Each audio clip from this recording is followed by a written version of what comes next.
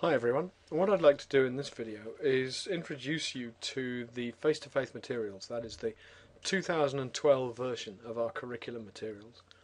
I want to show you how the modules work, how you can use them most effectively to support your students, and I hope to answer many of the common questions that people would want to know.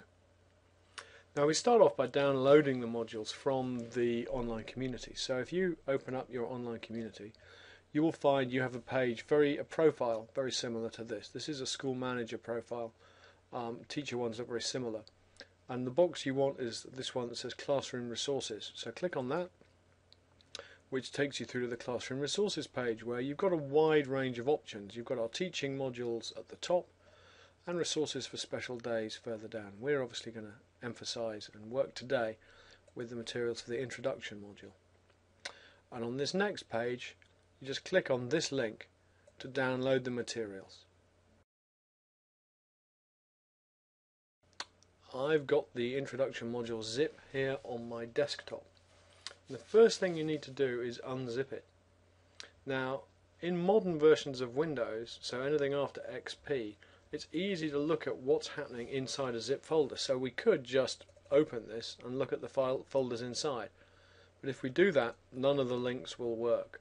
And it's really important to unzip it, and we unzip it by right clicking and selecting extract all. Okay, and I'm going to put those on my desktop as well. So I click extract, and it's going to take a little while to work. Depending on how fast your computer is, it may take a few minutes. To avoid any confusion, I think it's easiest to take your zipped folder and put it somewhere in an archive or somewhere like that, where you'll be able to refer to it later on if you need to, but you won't need to be working with this one. So I'm going to put that to one side, and we're going to work on this folder, introduction module. So we open that up, and inside we can see there are a number of different resources, a number of different documents and folders.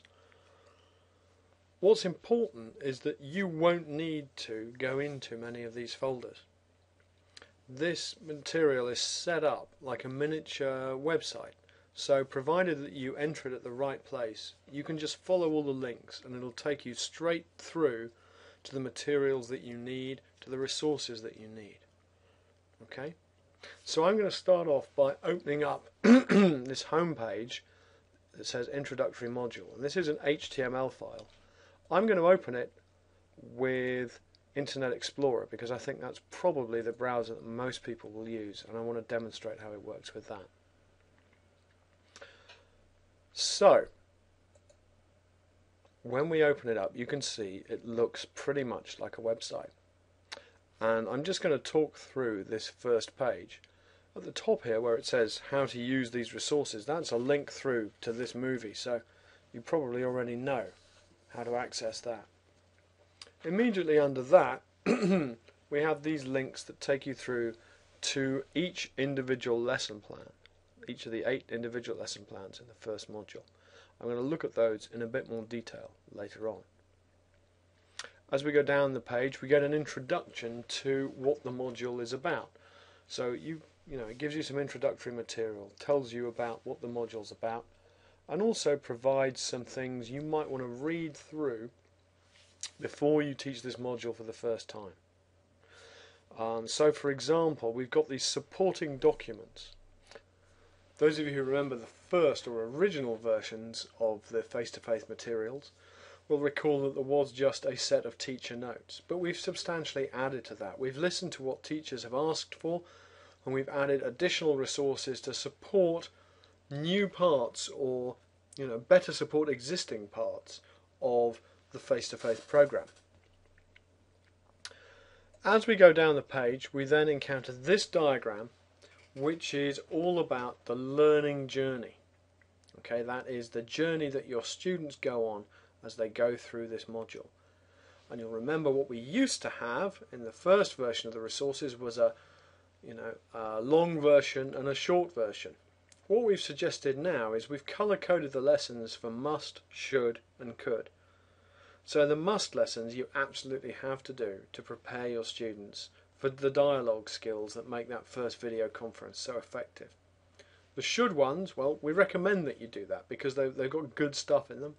And the could ones, again, they're good lessons, they've got good ideas, but we know that some people are pressed for time. So if that's the stuff you're going to trim, that will be the lesson that you want to miss out.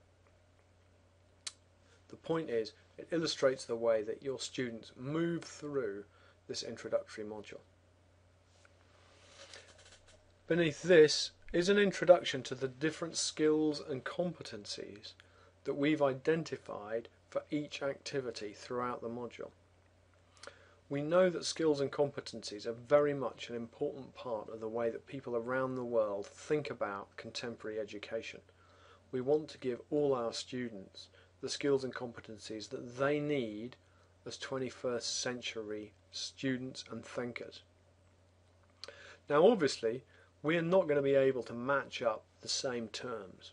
So what we've described as developing thinking, some people might refer to as critical thinking or thinking skills.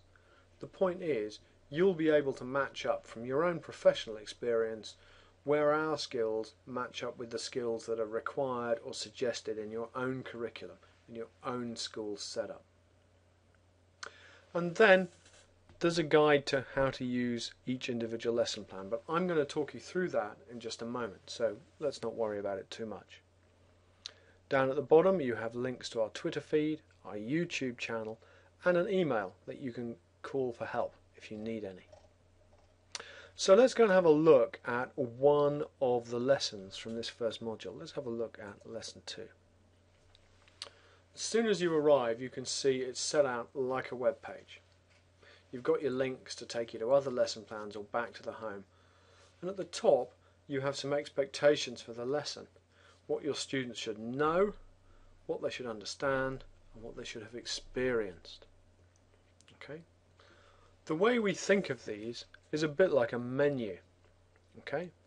Down here we have our menu of suggestions, because we know that teachers are very creative. A lot of people may look at our materials and say, this is good, I can make it better, or this is good, I already do something like that. So we want to give you lots of choices. So we've given you here a couple of starter activities. There are 2 different starters you could use. You might choose to use both, you might use just one of them. And then some main activities. You might want to pick one of these up, or 2 of them, or you might want to concentrate on one in particular. And then there are plenaries and an activity for the online community as well. You can choose from these. Now, we know that when you're looking at this kind of selection, it's often quite difficult to choose. There are some things to help you. Obviously each one is color coded with a symbol for the appropriate skills, but also up at the top we suggest and we say this is what we would recommend you do. So if you're new to face-to-faith, or if you're looking for a quick way through the materials, the one you want to concentrate on is that suggested lesson plan at the top. But we recommend when you first start, stick with the suggested lesson plan. As you get more comfortable with it, branch out and try some of the other activities. As I've said, each one of these is color coded for the skills and competencies that are in there, and also each one opens up a detailed sheet explaining how to do it. So let's open our rules for dialogue. So here we are. You'll see it's a Word document, and it tells you straight away this is what it's about. Students negotiate their own rules for dialogue, and it gives you a tip. Revisit these ideas after each subsequent lesson. So there's plenty of information there. It tells you how to do the activity, gives you a lot of detailed information, flags up the different skills that are used. And also, in every case, if there is an additional resource, it gives you a hyperlink to go through to it. So we can click on this, which opens up the resource that is used in that lesson. So every resource, whether it's online, whether it's a movie, whether it's a PowerPoint, whether it's a document, is linked from the activity that describes it. That's why we've presented this as a website, so that it gives you a nice, easy way of navigating through the materials. So there we are. Each lesson also has a printable version. Okay, we know that some people prefer to work from paper. So we've got a printable version of every lesson plan, and this is, as always, the suggested materials. You don't get all the different levels of choice in this. This is just the basic one, but there's one there for each lesson. Let's have a quick look at lesson 7, which is the video conference lesson, where once again it's a similar layout. It says by the end of this VC your students should know, understand and have experienced. There's a printable version of the plan and some reminders based on our experience. You can see an outline there of the kinds of things that might happen in your video conference, though of course you are always welcome to negotiate something more focused with your facilitator and partner school. And down at the bottom there are a number of other resources that you can link through to. So that's the way these lessons work. Everything is linked up and is easy to use. Say you want to use the printable version of these lessons. Obviously, in that case, you're not going to be able to use the hyperlinks to go through. So if you look here, you can see that it tells you where you can find each resource. So this one is in the resources folder and it's called Mind Your Language Roll Cards. So if we go back here, we'll find the resources folder, and there are the Mind Your Language roll cards, straight to it. It's easily done. So you don't need to use that internet version of the resources. You can use a printed version as well, but remember the printed one is just the most basic way through.